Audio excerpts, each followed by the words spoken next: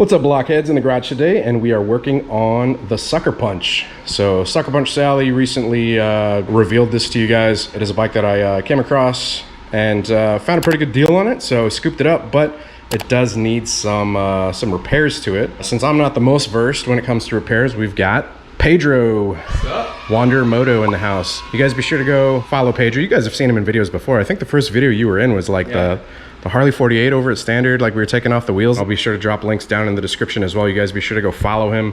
I remember a lot of the comments said, this guy knows what he's doing. So we got Pedro on board for helping us do a bunch of work on bikes and stuff. So appreciate you. You're welcome.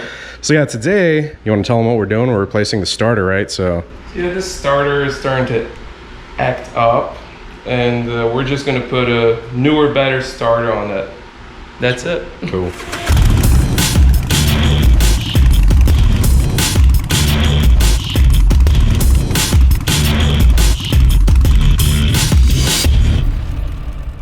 So Pedro basically said that it was actually cheaper to buy a new starter instead of buying the parts to replace. So that's what we've got right here. New starter, if I can figure out how to open the box. It's very well packaged. Comes with a test report from this company, so that's cool. Not necessarily a how-to video, but we're just gonna be working on it and showing you guys the process of us going through and replacing the starter, and then hopefully starting it at the end of it, right? Yeah. Should we try to crank it right now to see if it, I doubt it would. You can try it. I'm gonna be pissed if it starts right off the bat. It might start. Yeah. No, that's why we're replacing it, because it does that. It doesn't turn over, it just. And when you're sitting in a parking lot and you're trying to get home, that's the worst feeling in the world. You can rebuild it, but cost-wise, it would just be easier to put a highly upgraded starter. That thing has way more power to start this bike than the original one that came in here. And this has been here since what, 2008? 06. 06, so yeah. It's time. And this, I think it's a 1.4 kilowatt, and the one you just bought is a 2.4. Nice. It's a high torque starter, so it will put less stress in the starter and everything. Just keep the battery fully charged. Because we're like gonna mess with the starter, anything related to starting system, we need to disconnect the battery. That's the first step. We just disconnect the battery, so you know this thing can start on its own, and there goes your fingers. That won't be good. No. Step one, disconnect battery. Done. Good. Yeah, even they don't do it anymore at dealership. All right, so this is the new starter. It's a big motherfucker. Look at that thing. Woo. Hardware. So Pedro's saying we're gonna have to remove the exhaust, right? Yeah. Just the rear one. And we also have to loosen up the oil tank over here, and if we're lucky enough, we don't need to remove it. We'll see. We'll see. When we get there. So this is the starter jack shaft. Don't make jokes about that. There's part of your issue. It's why is it all this gunk in here, man? What is this? Anti-seize or some sort. But yeah, this is what actually goes on the flywheel and engages and turns your motor and creates boom. Compression. Yeah, start. all the cool stuff. Nope. Yeah, there's a lot of grease in here. This is anti-seize. That turned into plastic or something, or rubber. Yeah, we can clean that. If you want to do that, go ahead and clean it. All right, guys, so I'm cleaning this part up, getting all the anti-seize off of it. Pedro's got some good news. Bam. It's a boy. We're able to remove it without removing the oil tank or the exhaust, actually. Yeah, I moved it down a little bit. Yeah. Yeah, but that's it. Let's hope the next one, it's a bit bigger. I could just do the same maneuver and get it through this side and there. So we found out it's an Ultima starter. It puts up a fight sometimes.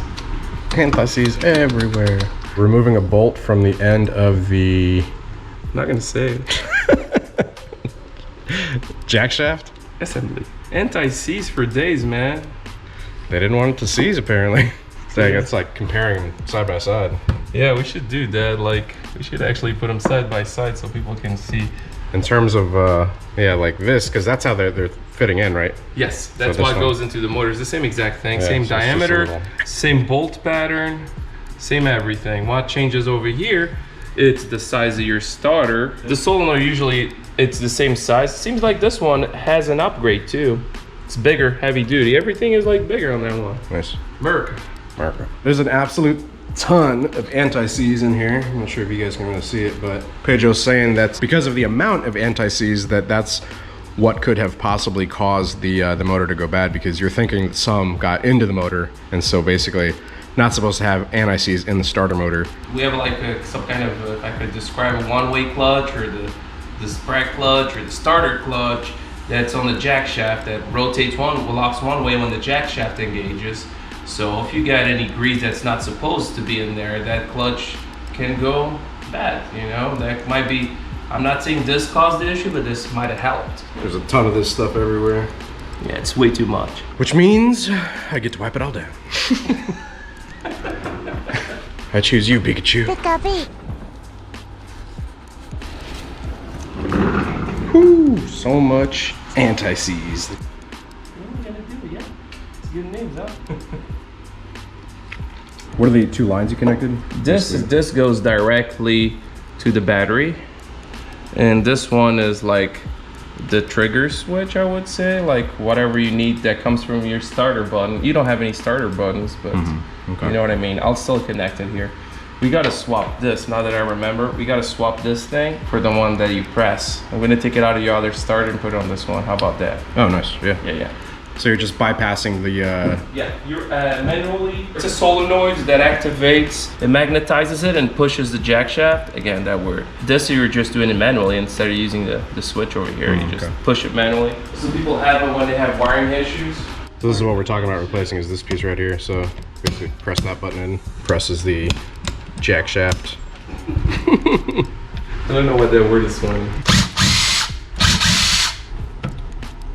So here we go. Oh, look at that gasket. I'll twist it in here. So this is nothing more than a little button that you push. And it pushes this and creates the contact from battery to the starter motor. You can actually see it. Positive from battery, while it goes to the starter motor. You got this contact over here. It pushes forward to engage the starter motor, and at the same time energizes the starter and rotates it. Pretty simple design. And this one over here is where you start a switch. If you want to do it the old school way, it energizes this, and it magnetizes, because there's magnets over here. So it magnetizes this little cylinder and pulls it forward and engages. You're just pressing the button. You're basically bypassing this and the magnets. Yes, just pressing yes. yourself. That's like that. You don't even need that anymore. You're just manually doing it, pushing yourself, instead of having this energizing and make this cylinder move forward with energy, you know? Gotcha. It's a beautiful thing, energy. Electricity. Does it fit? I'm trying. Success. It's a very tight fit. Good thing we didn't go bigger. That's the biggest you could go, man. Yep. Look how it's sticking out. Always start your bolt manually, I mean. Okay, can you push reach back? in there? Yeah. You're not wearing gloves. Yeah, that was just a flammable bottle that fell. No worries there, right? This is a very difficult one. So it basically like comes out, Touches the flywheel over here behind the clutch hub, goes over here to the compensator and turns the whole motor. And spark happens, compression happens, gas goes in, exhaust fumes come out. Got a Loctite anti-seize stick. Put a little bit in there, you know. No need to put too much like it was before. That was too much. It's like the guy was in a bad day. So we're gonna come back to this with style a new jack shaft assembly, because this one has some wear to it.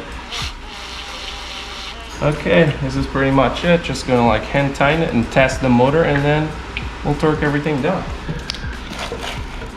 So which one goes first when you're installing? Positive. You connect the positive first and then the negative. When you remove it, you take negative and then positive, so you don't create, like, you know, fireworks. Yeah, an arc. I've seen people with the ring, getting the ring melted. I've heard all the stories about people dropping the keys in there and they just glow, you know, touches the positive to the frame. Oh shit. There's so many beautiful stories. But yeah, that one, I always heard about the one of the ring. That's why a lot of mechanics, they wear like the rubber one. They're married and they want to show to all those guys at the shop, don't hit on me.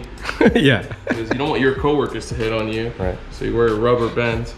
You wear a little rubber band to show off. I just hang mine in the neck. There's a torque spec for this. You know what it is? Is it German? Good and tight? No, it's just half a turn before it strips. Or don't do like what a lot of people have been doing. Don't put red Loctite in a goddamn battery terminal. Yeah. Why would somebody do that? You have to be able to disconnect it. Yeah, they still do it. It vibrates too much. It's a Harley. It's gonna vibrate. God dang it. Ah, dang it. Ah, my fingers. That's. You need an extension that goes to an extension that goes to another extension. Yeah. Oh yeah. Oh, look at all that rust, making sure this stays in place. Nature's Loctite. Longest extension ever. Beautiful. I'm just going with it. It's the time, man. You gotta keep distance from everything. All right. Let's hope nothing starts burning over here. Yeah, I got a fire extinguisher. Okay. Now that sound good to you? much stronger.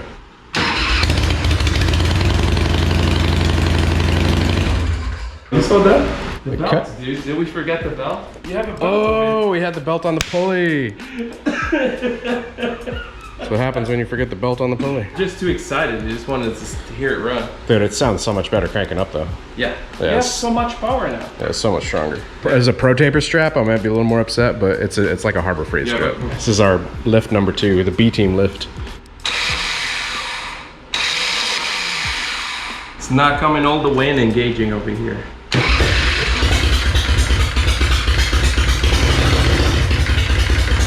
Well, it's already starting better than it did beforehand. Yes, so. yes, definitely. Yeah. You got more power. So we're gonna order a new jack shaft, and that's gonna be the next thing. That motor took a beating, poor thing. Been in there for a while, so. Yeah. Right now, you got to start a motor that can start a goddamn tractor trailer. Nice. All right, guys, we got it off the lift. New starter, much more power to it. Sounds much better whenever it actually starts up, and it actually starts up more often than whenever we had that old one on it. So big thanks to Pedro, appreciate you. This is the start of good things over here with me and Blockhead. Tacky, right? I love it. About them dad jokes. I love that joke. So that's I think thing number 1 that we're doing to kind of fix up the sucker punch, bring it back to life. We did the brakes. Unfortunately, we didn't do an episode on that. I really wish we'd started filming from like whenever Pedro and I went to go pick this thing up, because like that guy was interesting. But it's going to be a continuing project. Since Pedro knows a lot about these, he's going to be the go-to, as well as for other bikes that we're going to be doing. We're going to keep him busy. Anyways, if you guys want to check him out, like I said, links on the screen right here, as well as in the description below. Wanderer Moto. If you guys are in the Orlando area, you need some work done, he will. I'll show up at your place. Yeah, he'll do it like mobile mechanic, go to your place, work on your bike, or if you need your bike picked up, you'll also pick up bikes too, right? It depends. Depends on how bad the bike is. Yeah, if it's really big, nah. Yeah. Never really. I don't do towing. I just pick up customer bikes. That's it. Right on. Appreciate you. Yep. All right. I hope you guys enjoyed it. If you guys did enjoy it, yeah, the starter of the transformation. Yeah, if you guys like the video, hit the like. If you're not subscribed, hit subscribe. Hit the bell icon so it sends you notifications of future uploads and activity. Until next time, you guys ride safe out there, stay vigilant, and catch you guys in the next one. Peace.